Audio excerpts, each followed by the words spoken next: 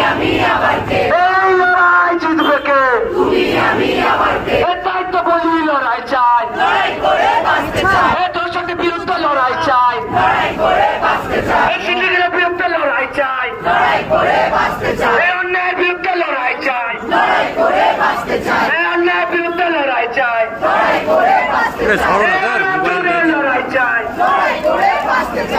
লড়াই চাই, লড়াই চাই।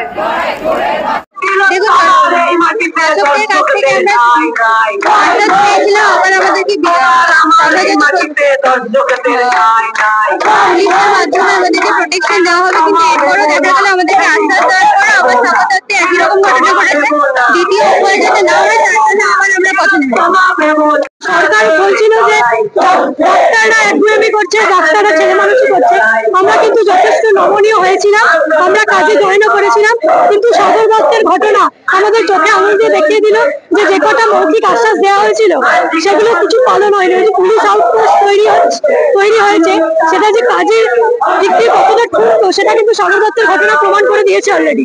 তো অবভিয়াসলি আমরা যতক্ষণ না এই কনফিডেন্সটা পাচ্ছি, যতক্ষণ না সুরক্ষার দাবি একদম হাতে কলমের বাইরে গিয়ে একদম কাজে কর্মে একদম আমরা বাস্তবে সেই রূপটা প্রতিফলিত হতে দেখছি, ততদিন আমাদের এই আন্দোলন চলবে।